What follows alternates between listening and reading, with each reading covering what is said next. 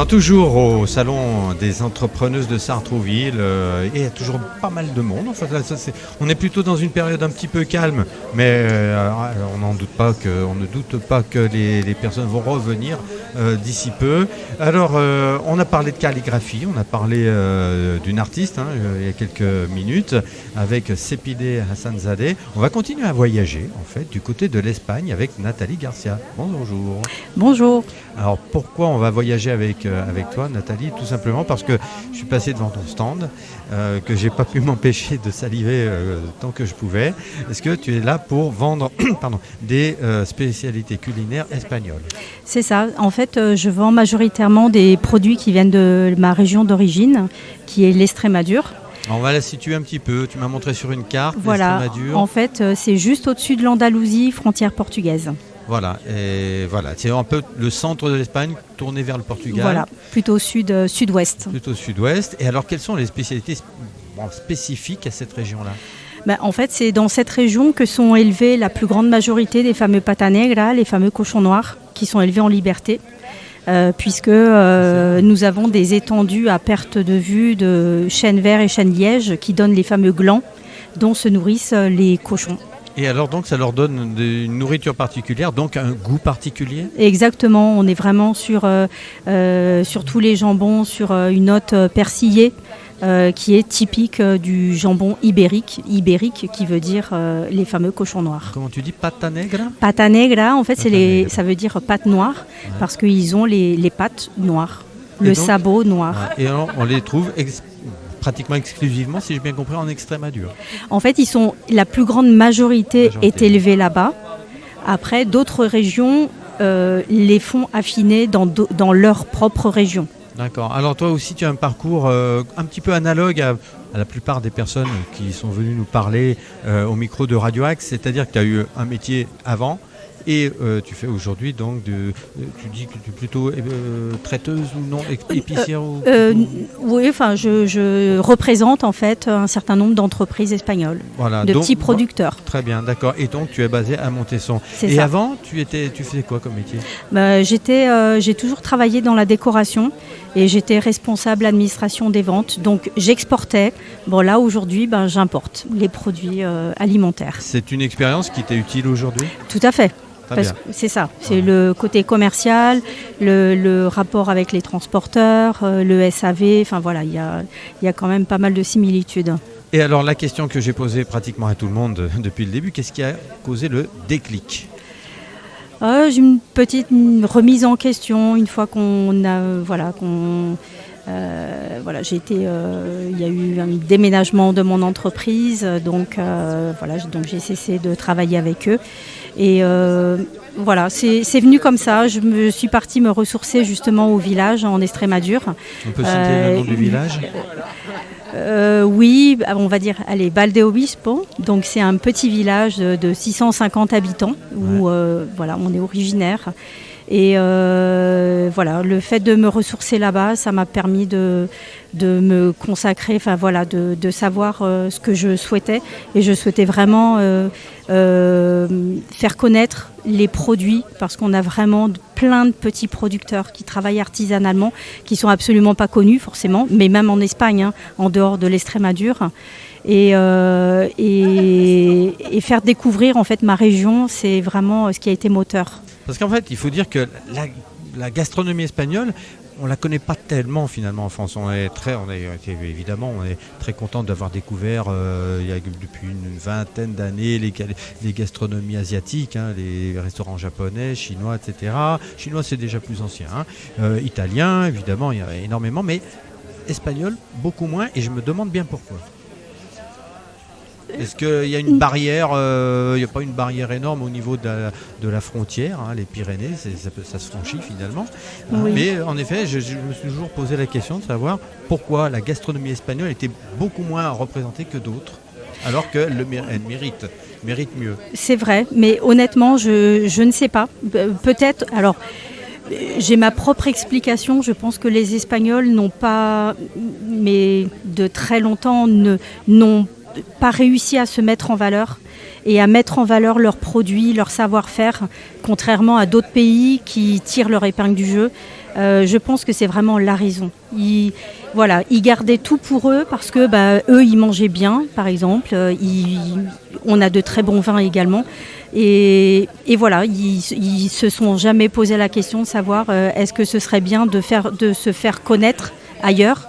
Et voilà, ça n'a pas été fait. Et tu es là pour le faire. Et je suis là pour le faire. Alors tu le fais de manière, alors pas physique, hein, tu n'as pas de boutique, mais tu vends tout par correspondance, par Internet. C'est ça. On va commencer à donner des infos importantes. Voilà, si vous voulez découvrir la fameuse gastronomie espagnole, Spagna Delice, c'est le nom de ta société. Tu es toute seule, tu es auto-entrepreneuse, d'accord, Spagna Delice. Et vous pouvez passer vos commandes sur une adresse mail, je vous la cite, spagnadelice.com. Je vais quand même épeler Spagna Delice, S-P-A-N-I-A, et comme délice en français, mais sans accent, et tout ça tout attaché. spagnadelice.com. On donne un numéro de téléphone aussi, 06 16 72 53 45, pour connaître entre autres donc les délices de la région de l'Extrémadure. Alors tu es arrivé avec une liste. Est-ce qu'on peut avoir un petit aperçu de l'éventail de produits que tu proposes? Alors en fait, les gros pôles, on va dire, j'ai les vins, bien sûr, de ma région exclusivement, d'accord, avec des monocépages, vin blanc, vin rouge. Ensuite, j'ai le pôle charcuterie avec le fameux jambon ibérique, plusieurs types de saucissons, également du chorizo ibérique. Donc là, je travaille exclusivement avec un petit producteur qui est pas très loin de chez nous, qui élève ses propres cochons noirs en liberté dans ses propres pâtures. Pata negra. Les fameux pata negra. Et c'est un chorizo qui est 100% naturel, il n'y a aucun additif. Et alors, ce qui est important de signaler à nos auditeurs, c'est que tu vas personnellement en Espagne, donc, dont tu parles forcément la langue, hein, tu t'appelles Garcia, n'oublions pas. Donc c'est ta région ta région de cœur, en fait. Et tu les connais personnellement, tu vas les voir, tu parles avec eux, tu leur poses des questions sur leur façon de produire leurs produits et tu goûtes.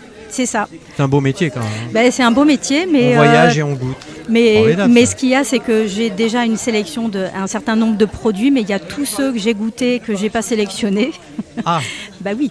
Et oui, notamment les vins, quand j'ai fait la première fois la tournée des fameuses bodegas en Extrémadure, ça n'a pas été évident quand même pour reprendre la voiture derrière. Ah oui, mais alors moi j'ai juste une question, si je peux me permettre, qui me vient à l'esprit. Tout le monde connaît le jambon de Bayonne.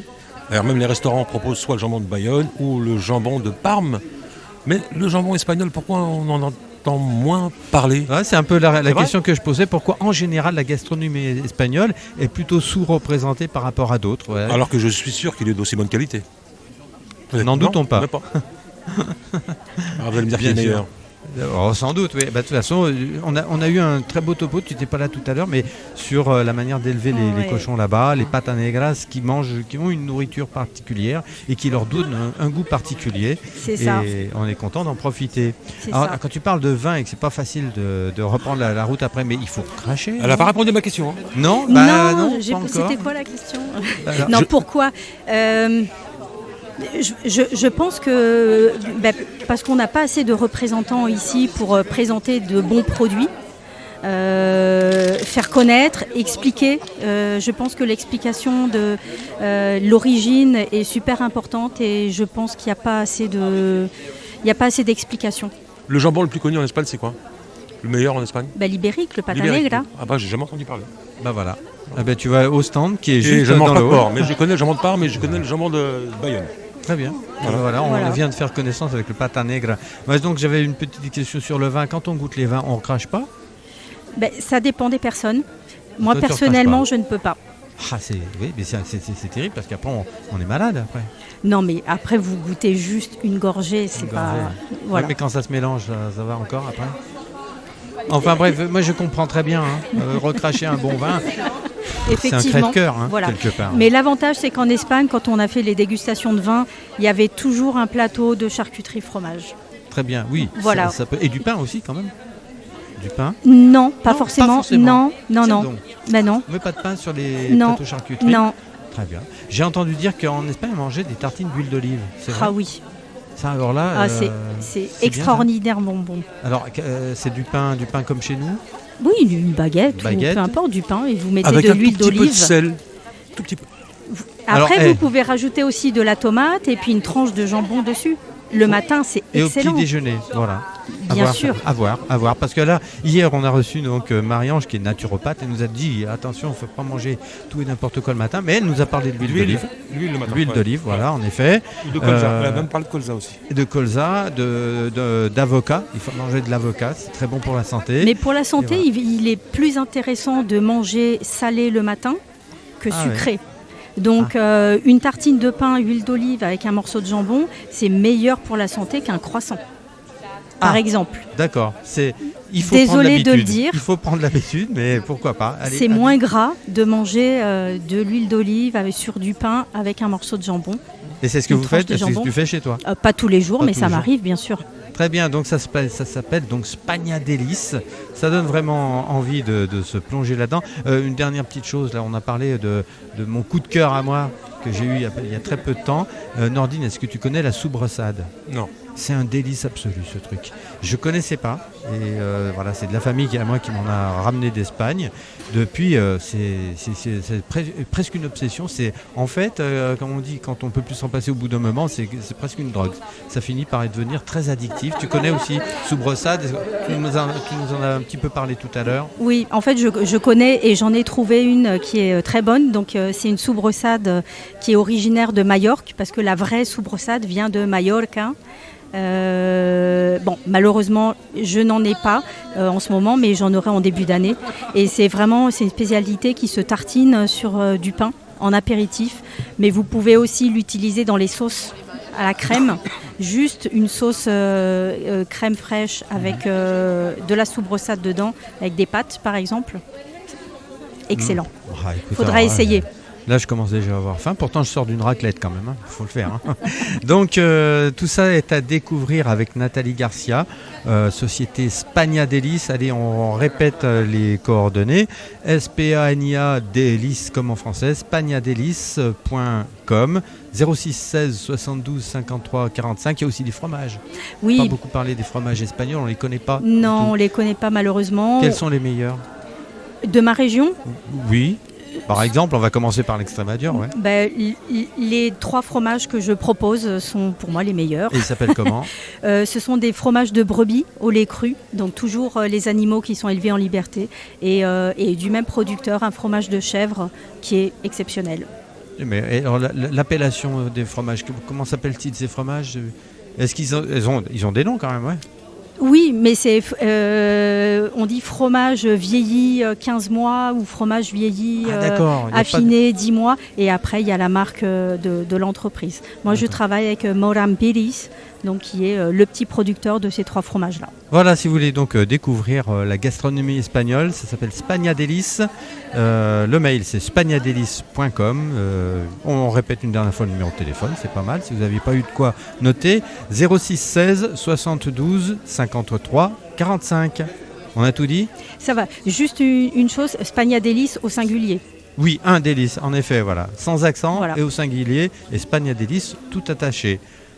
Merci beaucoup. Merci à vous en Muchas tout cas. Gracias. Muchas gracias. Voilà. Hasta luego. J'ai toujours regretté de ne pas avoir fait d'espagnol au lycée. Voilà. Merci beaucoup Nathalie. Merci à vous. Au revoir. Toujours au salon des entrepreneuses de Sartrouville, les activités battent leur plein. Alors on vient de se mettre un petit peu l'eau à la bouche, hein, Nordine, en parlant de gastronomie espagnole, les jambons, les fromages, les vins, et on passe d'un univers à l'autre dans une ambiance parfois un petit peu bruyante, mais c'est normal, il y a de l'ambiance et c'est très très bien. Alors on va se tourner vers après la tradition calligraphique. Avec Sepideh Hassanzadeh. Après la tradition culinaire, on va se tourner vers un métier d'avenir. Nordine, est-ce que tu sais ce que c'est qu'un community manager? Non. Eh bien moi je ne savais pas jusqu'à il y a quelques temps. Une certaine Amandine avec un nom un peu compliqué, elle va se présenter elle-même. Alors bonjour à tous, moi c'est Amandine Kejedjian Et depuis peu, je suis devenue community manager. Ça me dit quelque chose. Ça vous dit quelque chose, oui. Tu peux répéter ton nom de famille? Kayadjanian, c'est un nom qu'on n'oublie pas. C'est compliqué à dire. Il faut d'abord l'apprendre par cœur. C'est compliqué à dire, c'est compliqué à écrire, c'est trop long. Oui, en calligraphie, il y aurait du boulot là. Oui, c'est vrai. Donc Kayadjanian, c'est vrai que ça me rappelle quelque chose. C'est ça. Même tu me le dis. Et donc, vas-y, tu peux nous raconter un petit peu d'abord ce que c'est qu'un community manager. Tout à fait. Alors un community manager, comme son nom l'indique un petit peu, c'est une personne qui va s'occuper de la communication, alors surtout du coup sur les réseaux sociaux. Donc voilà, donc un community manager est amené à travailler soit avec des micro-entreprises, donc d'autres entrepreneurs, ou alors même au sein même d'une entreprise, pour en fait aider à la communication de cette entreprise sur les réseaux sociaux. Voilà, que ce soit Instagram, Facebook, LinkedIn, YouTube, TikTok et j'en passe. Vraiment c'est très il y en a complet. tant que ça. Oui, il y en a quand même beaucoup plus. Même ça peut être selon les entreprises, ça peut être sur Booking, etc. Si c'est des hôtels, des restaurants, etc. Mais oui, ça est amené à travailler sur beaucoup de réseaux. Et alors, c'est un métier d'avenir? Oui, tout à fait. Je pense qu'aujourd'hui, si une entreprise ou un micro-entrepreneur veut se démarquer et veut se montrer et gagner en visibilité, les réseaux sociaux, c'est un formidable allié pour lui, en fait. Il faut savoir l'utiliser quand même. Exactement. Et tu es là pour ça. Exactement. Alors, moi, je peux m'occuper, en tant que community manager, on s'occupe de créer du contenu, etc., de gérer toute la communauté de l'entreprise, etc., qui nous suit du coup sur les réseaux. Mais on peut aussi, moi c'est ce que je propose aussi, je propose du coaching. Donc alors ça dépend du format que la personne souhaite, mais ça peut être sur 2 ou 3 séances de coaching. Qu'est-ce que tu appelles du coaching? Tu leur apprends finalement à être leur propre community manager? Exactement, j'apprends vraiment de A à Z à comment trouver du contenu, comment attirer les gens sur ces réseaux, comment avoir toujours des idées de contenu qui varient, etc., qui peuvent toujours intéresser le public. Et donc voilà, je pense que c'est un véritable support si on veut pas forcément avoir quelqu'un qui nous suit tout le temps, mais apprendre vraiment à gérer ces réseaux, c'est quelque chose qui s'apprend, c'est pas forcément inné pour tout le monde. Donc voilà, je propose ces séances de coaching pour que les personnes soient plus indépendantes après et qu'ils puissent gérer leur réseau. En fait, tu leur apprends à être indépendants à ce niveau-là. Exactement, sur leur identité visuelle, sur leurs réseaux sociaux. Alors, qu'est-ce qui t'a donné envie de te tourner vers ce métier-là? Est-ce que tu peux déjà nous dire quel est ton métier précédent? Alors mon métier précédent, ça n'a rien à voir parce que j'étais assistante administrative dans un centre d'hébergement d'urgence pour les personnes sans abri. Donc vraiment dans le social, rien à voir. Rien à voir, mais on peut en parler un petit peu parce qu'on a toujours une fibre un peu sociale à Radio Axe. Il s'agissait d'héberger des personnes en situation d'addiction à la drogue ou à l'alcool ou les deux. Exactement, donc des personnes qui sont en situation de grande précarité, qui ont un grand parcours de rue, facilement 5-10 ans dans la rue, donc qui sont coupés de toute relation sociale avec le monde qu'on connaît, nous, étant insérés en fait. Et effectivement, c'était des personnes en situation d'addiction, alcool ou drogue, effectivement. Et donc, Paris, tu as fait ça pendant combien de temps? J'ai fait ça pendant presque 4 ans, finalement. Alors, 3 ans dans mon ancienne structure et j'avais une autre année dans une autre structure, mais du même... On peut citer la structure, c'est SOS. Hein. Exactement. Voilà, très bien. Et donc, qu'est-ce qui t'a donné envie de tout changer complètement de vie? C'est quoi le déclic, finalement? Mon déclic, ça a été un grand chamboulement dans ma vie qui a fait que fallait que je trouve un autre moyen de travailler depuis la maison. Je peux le dire, j'ai appris il y a quelques temps que j'avais une maladie, donc ça s'appelle une NICI, c'est une maladie infectieuse chronique des intestins. C'est quelque chose qui a beaucoup chamboulé ma vie, mais finalement j'ai réussi à faire en sorte que ce soit un tremplin pour moi. Et donc, une fois que j'avais trouvé un traitement qui me stabilisait à peu près, j'ai décidé donc de passer une formation de community manager pour ensuite travailler de chez moi et pouvoir lier plus facilement ma vie professionnelle avec ma vie personnelle qui m'amène à avoir des traitements, etc. Voilà. Maintenant, je vis beaucoup mieux avec cette maladie, mais je suis contente de m'être permis ce bon changement professionnel. Pas du tout. Très bien. Et alors, on va commencer à parler évidemment de la manière dont on peut te joindre. Voilà, si vous êtes artisan, des petites sociétés, des auto-entrepreneurs ou entrepreneuses. Exactement. Vous vous tournez vers Amandine. Alors, c'est le compte Instagram que tu m'as donné tout à l'heure. Amandine AGcom. Alors attention, Amandine AGcom, c'est AG comme les lettres, AG, et com, c'est avec un K. K-O-M. Amandine AGKOM. AGKOM, voilà, C'est c'est beaucoup plus clair comme ça. Et donc, vous pourrez faire confiance à Amandine pour propulser les activités de votre entreprise au premier plan. Donc, on répète, il y a Facebook, LinkedIn.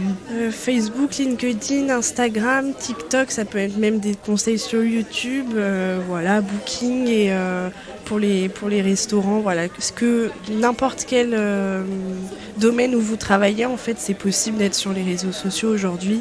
Donc pourquoi pas se lancer et booster tout ça. C'est possible de se retrouver sur les réseaux sociaux pour booster vos activités et aussi de vous former au métier de la publicité, d'une forme de publicité par les réseaux sociaux. Exactement. Et comment ça se passe, par exemple, une séance de coaching? Si j'ai envie de m'initier à mettre en valeur par exemple Radio X. Voilà, par exemple.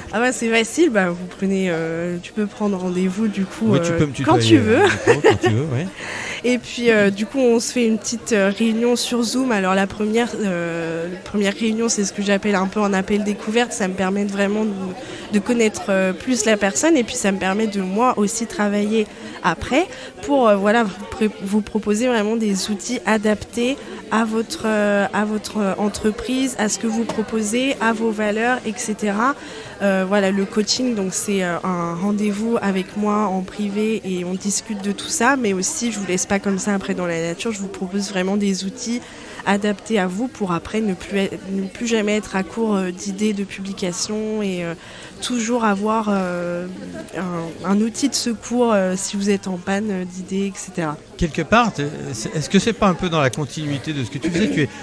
C'est un métier qui fait que tu es tourné naturellement vers les autres, vers leurs besoins, et les aider à s'insérer. Là, c'est dans une société de consommation, une société où il faut quand même gagner sa vie. Il faut se faire connaître. Eh bien, vous pourrez vous faire connaître en tant qu'artisan, en tant que commerçant, en tant qu'auto-entrepreneur ou entrepreneuse avec Amandine AGKOM. Amandine AGKOM, c'est donc sur Instagram. Exactement. Voilà. Alors, tu es venu donc au Salon des Entrepreneuses. Tu as fait des rencontres intéressantes? Oui, bien évidemment. Alors moi, je travaille déjà avec une personne qui fait de l'EFT, donc Emotional Freedom Technique. On la connaît, Marie-Ange. Oui, évidemment. Oui. Donc j'ai assisté à son atelier tout à l'heure sur l'automassage. C'était vraiment super intéressant. Tu t'es automassé? Je me suis bien automassée. Tu te sens bien là, ça va? Oui, franchement, c'est quelque chose. Je trouve que cette technique, elle est vraiment libératrice et tout. Donc, j'aime beaucoup. Si tu devais faire la promotion de ces techniques-là, tu t'y prendrais de quelle manière? Par exemple, on prendrait quel réseau social spécialement pour celui-là? Est-ce qu'il y en a un plus adapté pour ce style d'entreprise? Honnêtement, franchement, je trouve que Instagram, c'est vraiment... c'est un réseau social basique finalement, mais je trouve qu'on peut faire énormément de choses. Je pense que ça peut convenir plus ou moins à tout le monde en fait, mais vraiment. Très bien, Voilà. Alors faites connaître vos activités, vos produits, votre savoir-faire, vos activités. Aussi. Les quoi? Vos prestations aussi, pourquoi pas. Si vous proposez des services et prestations, comme par exemple traiteur, etc. Exactement. Voilà. Toutes sortes d'activités professionnelles peuvent être mises en valeur par l'intermédiaire d'un ou d'une community manager. Il n'y a pas de terme en français, donc community manager. Manager de réseaux sociaux et encore manager c'est pas super français encore. Mais bon, allez, va pour community manager. Gestionnaire de réseau, oui. Oui, c'est à peu près la traduction globale. Donc, community manager ou gestionnaire de réseau, c'est sur Amandine AGKOM. On a tout dit, Amandine? Sur Instagram. Et sur Instagram, après, vous pouvez trouver mon mail mon numéro, etc. Vous pouvez me contacter de partout. Pas de Donc souci. c'est avec Amandine, comment déjà? Amandine Kayadjanian. Amandine Kayadjanian, c'est ça, ouais, on va finir par y arriver. On a tout dit? Oui. je Bravo pense. ma fille. Merci. Le salon des entrepreneuses qui va bientôt toucher à sa fin et qui a réuni de très nombreux exposants aujourd'hui d'univers très différents, très variés. Et c'est d'ailleurs toujours un enrichissement, hein, Nordine, je pense que tu es d'accord avec moi, de rencontrer des personnes qui font des métiers très très différents les uns des autres, qui ont des parcours aussi de vie qui sont très Oui, et je différents. constate, je te le disais, il y a beaucoup de reconversions. Il y a beaucoup de monde qui se Énormément. reconvertit, hein. Énormément. Et qui C'est ont des- pratiquement que des Et qui ont reconversions. d'ailleurs. non, mais surtout ce qu'il faut souligner, c'est qu'elles ont pour la plupart de très très bonnes situations. Et elles partent à l'aventure comme ça sur un projet personnel parce que ras-le-bol, parce que on a envie de se prendre en main, Souvent, faire des choses qu'on aime, c'est incroyable. Hein. on quitte la sécurité pour se lancer dans une passion. Ouais. Ça, c'est courageux. Et pour ça, si Radio Axe peut les aider à s'en sortir, leur Ah donner oui. un petit coup de pouce, on est tout ravis. à fait ravis de le faire. Et on va continuer à être ravis en accueillant Tatiana. Bonjour. Bonjour.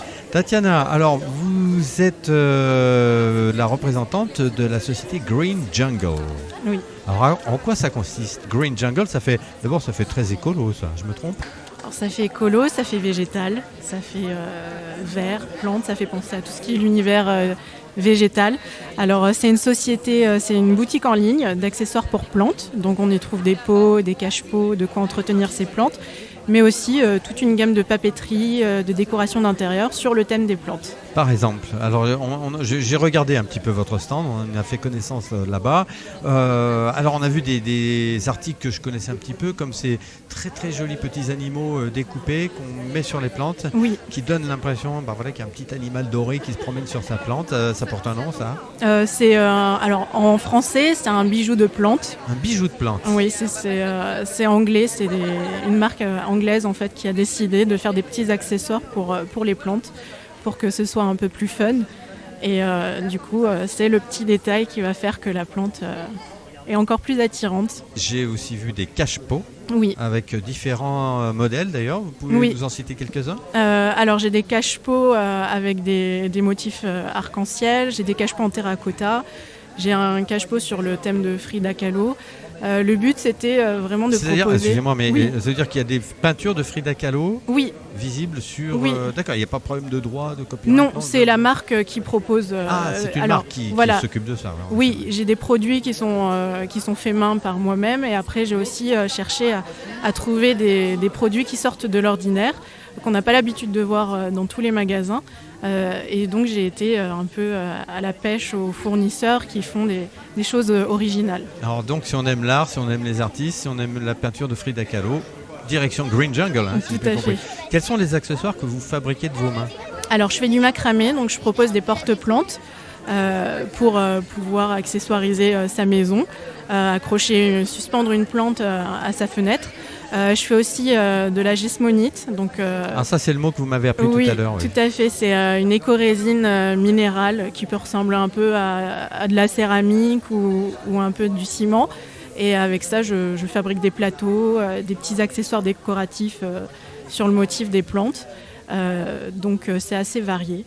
J'ai vu aussi des accessoires qui sont très utiles, au-delà de la décoration, les petits arrosoirs. Oui, Voilà, qu'est-ce qu'il y a d'autre également? j'ai des pelles, j'ai du substrat pour les plantes. Qu'est-ce que c'est le substrat? Alors le substrat, On va c'est prendre un plein de mots mot, encore, ouais. c'est un mot pour désigner du terreau, de la perlite, des écorces de coco, des mélanges qu'on peut faire en fait pour rempoter ces plantes. Voilà, très bien. Donc vous avez besoin de prendre soin de vos plantes et en plus de leur donner un petit coup de pouce esthétique. Ça s'appelle Green Jungle. On peut vous contacter donc par mail, c'est ça? Oui, alors sur le site internet, Voilà, c'est un peu compliqué. On est dans une ambiance très bruyante ici. Il y a toujours, je crois qu'il y a la loterie un petit peu qui est en train d'être tirée. Donc en effet, c'est parfois un petit peu difficile de rester concentré, mais c'est bien parce qu'il y a une super ambiance aujourd'hui à l'espace Gérard Philippe. Donc on était en train de parler d'internet et de votre site Green Jungle. voilà, j'ai la boutique en ligne greenjungle.fr. Je suis aussi sur les réseaux sociaux où j'essaye de faire des petites vidéos, des posts qui donnent des conseils sur comment bouturer ses plantes, On peut comment les trouver où, ces rempoter. posts? Alors sur Instagram et sur TikTok, C'est Green Jungle _ et Home HOME. Green Jungle, donc c'est le tiret, c'est pas l'underscore, Le c'est le tiret tiret du bas. 8, non c'est pas Oui. ça, le tiret du 8. Green Jungle, tiret du 8, Home. Home, la maison, quoi. Tout à le fait. foyer. Eh ben voilà, c'est important de savoir comment on peut vous joindre. Vous aussi, vous êtes le fruit Green Jungle est le fruit d'une reconversion récente en fait. Oui. Hein. Vous étiez quoi avant? Alors j'étais assistante de production dans le cinéma et ça faisait plusieurs années que je nourrissais ce projet parce que j'ai une passion pour les plantes. Ça faisait plusieurs années que je nourrissais ce projet et je me suis lancée récemment. Donc ma boutique en ligne, je l'ai ouverte au mois de juin. Ça marche? Oui, Vous êtes basé où? alors je suis à Cormeilles en Parisis. Cormeilles en Parisis s'appelle donc Green Jungle. Renseignements sur greenjungle.com et sur .fr. greenjungle.fr. greenjungle.fr, très important. Et Instagram, c'est donc greenjungle-8 home. Oui. Voilà. Que dire d'autre ah oui, vous avez un statut qui n'est pas le même que 99% des personnes qui sont venues parler au micro de Radio Axe. Vous n'êtes pas auto-entrepreneuse. Vous êtes sur Je quel suis en système? SAS. SAS, Donc, j'ai tiens, décidé. on peut en dire quelques mots là-dessus. Oui, alors c'est un statut entreprise avec des charges, des taxes. Je reverse de la TVA à l'État. C'était vraiment pour me lancer tout de suite dans le grand bain du statut entreprise et puis avoir... Quelle est la différence par exemple entre un statut d'auto-entrepreneur ou Oui. d'auto-entrepreneuse et un statut SAS? Alors en auto-entreprise, le chiffre d'affaires n'est pas dissocié du salaire et il n'y a pas de charge sur le salaire. Jusqu'à un certain montant, on n'a pas de TVA à payer, donc c'est un allègement de charges. Alors qu'en SAS ou autre statut, on est comme toutes les entreprises, on a... Vous êtes soumis à de la taxation. Alors, Tout à à première vue, alors qu'est-ce qui vous a attiré dans ce système-là plutôt que l'auto-entreprise? Parce que le système d'auto-entreprise a des limites en fait. En fonction d'un certain chiffre d'affaires annuel, on est obligé de passer en statut SAS ou entreprise. Donc je me suis dit autant me lancer tout de suite dans le grand bain et lancer mon SAS plutôt que de passer par des intermédiaires qui me feraient un temps et où je serais obligée de changer à un certain moment. Voilà, c'est important de parler de ça parce qu'on est en train de parler d'auto-entreprise, on est au salon des auto-entrepreneurs ou des entrepreneurs ou des entrepreneuses. Donc en effet, il y a toujours une dimension administrative, Oui. peut-être pas forcément la plus passionnante, on s'en doute bien, mais oui, ça peut donner aussi des idées, peut-être guider certaines personnes vers un statut plutôt qu'un autre. Vous ne le regrettez pas en tout cas. Non, du tout. Voilà, ça s'appelle donc Green Jungle. Si vous voulez donner une identité un peu particulière à vos plantes d'appartement, qu'elles soient vertes ou non. D'ailleurs, j'allais dire plantes vertes, mais non, pas seulement. Non, il y a de tout. Ouais, j'ai été un peu influencé par le nom Green Jungle, mais c'est Oui. pas seulement autour de la verdure. Greenjungle.fr ou alors greenjungle-8 home. On a tout dit? Oui, Bonne chance à vous. merci.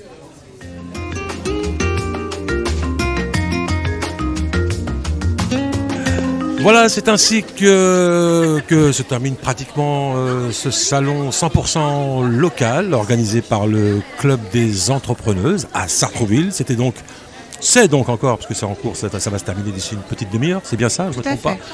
Donc voilà, au marché Claude Debussy, à l'EGP, à l'espace Gérard Philippe, donc ce samedi 19 et dimanche 19. Donc en tout cas en ce qui me concerne, Richard, tu vas, je pense, confirmer avec moi, on a passé vraiment 2 jours très très agréables. Vraiment, on a fait des carrément, belles je rencontres. confirme. Ouais, très, très agréable. On a Et fait puis- des belles rencontres. Oui, très varié, Ouais. comme souvent d'ailleurs quand on fait nos émissions de radio, Nordine.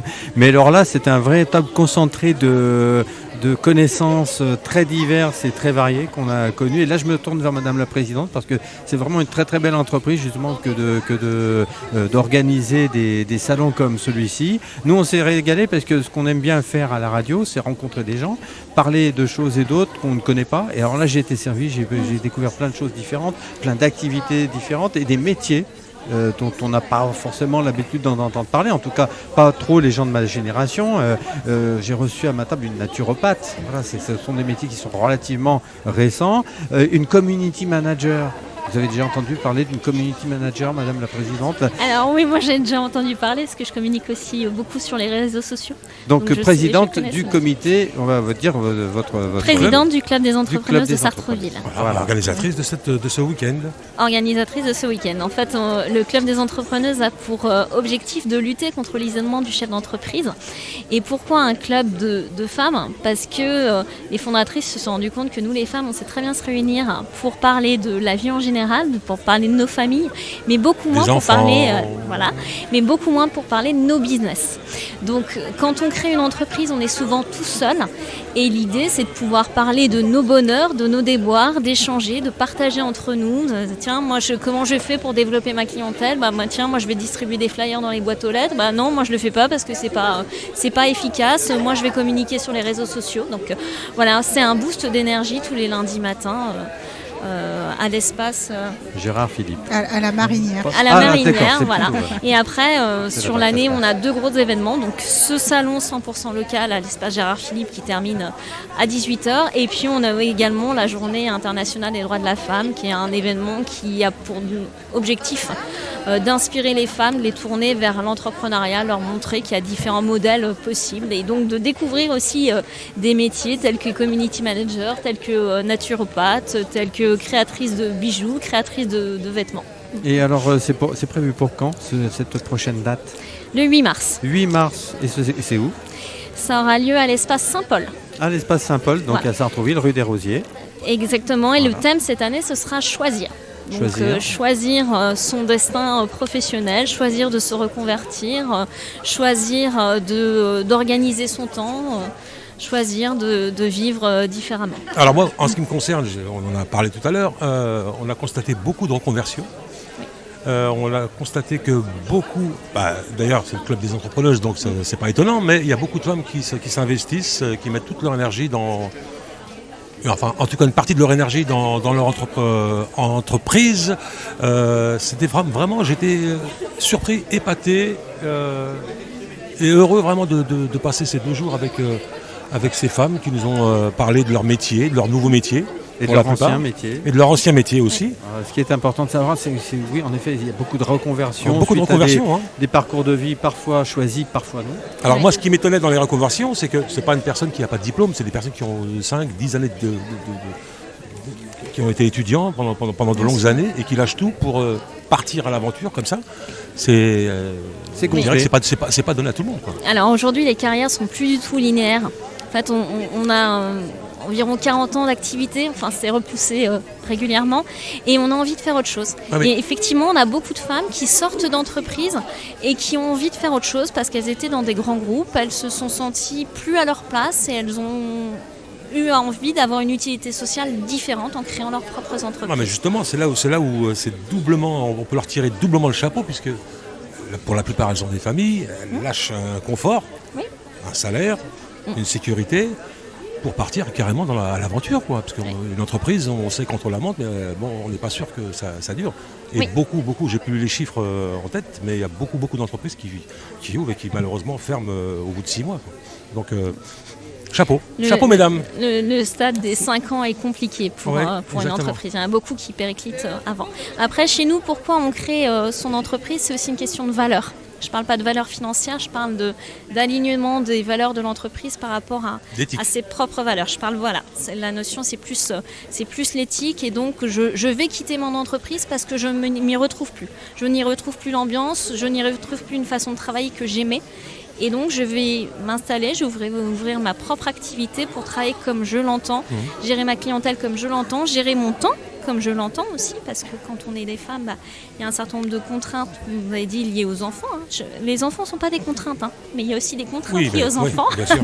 Et donc ça permet de s'organiser son activité autour des enfants également. Alors on a aussi Nadia El Taïef. Bonsoir. Qui nous a invités à venir donc, pour ce salon. Merci beaucoup. De rien. On a très bien été accueillis, le café, à manger, tout ce qu'il faut. Donc parfait. On s'est accueillis. Donc Nadia, tu es responsable de l'organisation événementielle du club des entrepreneuses. Tout à fait. Donc on a chapeauté. Enfin, je ne suis pas la seule à avoir organisé le salon 100% local. On a une équipe de 5 personnes qui m'ont aidée, qui sont actuellement sur leur stand, que vous avez vu passer au micro, et qui sont dynamiques au possible. Voilà, on a eu plein de monde aujourd'hui qui nous ont dit qu'ils nous avaient connus par les réseaux sociaux alors qu'avant c'était compliqué, mais là elles se sont mis à fond dessus et plein de gens sont passés grâce aussi à tous les enfants finalement de nos adhérents qui sont allés tracter ce midi au marché. Et donc on peut officiellement annoncer qu'à moins d'une demi-heure de la fin du salon, on est à plus de 600 personnes qui ont visité le salon aujourd'hui. Alors ce hier. chiffre pour vous, parce que c'est pas la première édition, c'est la 11e édition. C'est la 11e édition. Alors pour vous, ce chiffre, c'est du plus, c'est un petit peu moins, Alors, c'est une moyenne? C'est une bonne moyenne. Il faut savoir que la meilleure moyenne qu'on a eue, c'était en 2019, où malheureusement, on a eu et le Covid et les attentats et les petits soucis où on ne pouvait pas aller sur Paris à l'époque. Et donc ce jour-là, on a eu 1500 visiteurs. Ah oui. Donc c'est notre meilleur record jusqu'à présent. Mais voilà, on en est loin, mais on est fiers d'avoir eu toutes ces personnes qui sont venues nous rencontrer. Si on peut se permettre de faire un petit bilan, quelles sont les choses qu'il faudrait peut-être, je ne sais pas, je pose simplement la question, qu'il faudrait peut-être améliorer, peut-être changer pour le prochain? Alors tous les ans, on se pose la question. Donc on va débriefer. Normalement, on s'est positionné une date la semaine prochaine ou à la fin du mois, où on débriefe avec toute l'équipe et c'est là qu'on choisit les améliorations en fonction des retours des standiers qui étaient là aujourd'hui et qui nous ont fait des retours. J'ai pas tous les retours en tête. Donc à partir de là, pour l'année prochaine, on réfléchit à partir de la fin du mois là, pour relancer la 12e édition. Alors moi j'ai encore une question. Est-ce que pour tous les entrepreneuses qui ont des stands ici à l'EGP, est-ce qu'il y a des entrepreneurs qui peuvent venir de, je sais pas moi, par exemple de Chambourcy, des villes. Alors il faut savoir qu'on est ouvert à la boucle de Seine. Donc on a des entrepreneurs et entrepreneuses de Sartrouville. On a des entrepreneurs et entrepreneuses de Houille, de Montesson, de Carrière-sur-Seine, de Saint-Germain-en-Laye. J'étais en train de réfléchir, je ne me souvenais plus. De la Frette, Montesson, plein d'autres villes, oui, tout à fait. Et donc chaque année, ça change en fait. Ils nous connaissent par les réseaux, ils nous connaissent par la com qu'on fait sur le journal de la ville et sur Internet. Et donc c'est comme ça qu'en fait, ils nous appellent et ils nous demandent s'ils peuvent participer au salon. Il y avait aussi une community manager qui venait de Sannois. Tu me rappelles son nom déjà ? Ah là, tu demandes ça à moi? Oui, bah oui. J'ai pas noté. Amandine, je crois. Oui, Amandine. Voilà, Amandine Kayadjanian, je crois. Ah tu parlais d'elle, oui. C'est ça, elle vous a marqué. Je trouvais que le nom était bizarre. Il en faut des noms bizarres. Ouais, son nom était bizarre et en plus dur à écrire. Mais à la radio, on n'est pas obligé d'écrire. Donc ça va, c'est beaucoup mieux comme ça. Je vais me tourner vers Madame la Présidente. Je voulais savoir quel est votre métier dans le civil. Je suis avocate en droit immobilier. Wow. Alors, ça sert à quelque chose quand on on organise des salons comme ça? Évidemment que ça sert à quelque chose. Ça doit, oui. Moi, j'ai intégré ce club en 2014 avec l'idée de pouvoir échanger avec des entrepreneuses et des entrepreneurs. Et quand on fait un métier où on est à son propre compte, on a toujours besoin et envie d'échanger avec d'autres personnes. Donc moi, en intégrant ce club, j'ai fait connaissance de personnes qui sont très différentes de moi, donc des naturopathes, des masseuses, des créatifs. C'est évidemment très loin de ce que je fais, moi à la base, qui est un métier beaucoup plus carré, beaucoup plus strict, mais c'est des façons de réfléchir qui sont différentes et ça amène une richesse qui est extraordinaire.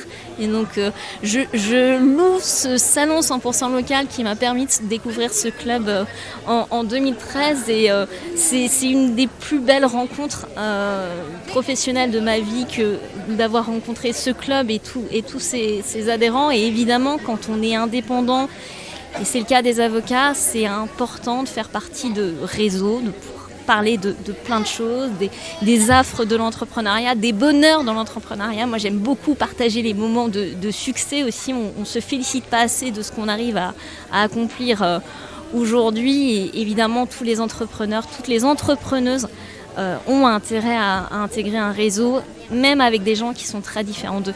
On profite beaucoup à partager, à discuter avec d'autres, à échanger des points de vue, même si ce sont des métiers totalement différents, parce que justement on va pouvoir dans nos business implémenter des idées qui naturellement ne nous seraient pas venues. Donc la différence est une vraie richesse et c'est ce qu'on incarne avec ce salon 100% local. Écoutez, et à moi l'intérieur de j'ai ce club. trouvé qu'il y avait beaucoup d'humanité en toutes les personnes qu'on a eues à cette table, autour de cette table. Il y a beaucoup d'humanité. Et c'est là la différence. Et ce qui peut sembler logique également, c'est qu'il y a beaucoup de passion dans la manière d'essayer de communiquer, voilà, le de vouloir plaisir partager que ces personnes passent évidemment à avoir les activités qu'elles viennent décrire au micro. Alors on parle des entrepreneuses, mais j'ai quand même eu l'occasion de rencontrer certains messieurs. On avait monsieur Patrick Ougardi qui fabrique des enceintes il a une mémoire de nom, je ne sais pas comment si je veux me souvenir du mien, j'ai intérêt, oui. Voilà. Je suis pareil que... Patrick qui fabrique des enceintes en bois et d'une très grande il est qualité passionné, sonore. Oui. Ah, il est passionné. Mais carrément, Ah, oui, voilà. On a Jean-Noël qui est venu nous parler de la bière La Petite Sœur à Sartrouville. Serge Guéguen derrière. Là. Voilà, un auteur. Donc il n'y a pas que des dames. Mais non, on n'est pas sectaire. Non, ils sont les bienvenus. Dès lors qu'ils incarnent les valeurs que nous représentons au club, la convivialité, la bienveillance, l'envie de partager, les hommes sont les bienvenus. Eh bien, écoutez, vous avez les mêmes valeurs que Radio Axe. Tiens, c'est bizarre ça. Voilà. C'est peut-être pour ça que vous êtes là, en fait. C'est peut-être pour ça qu'on s'entend bien. Hein. Voilà. Vous avez quelque chose à ajouter, Nadia ?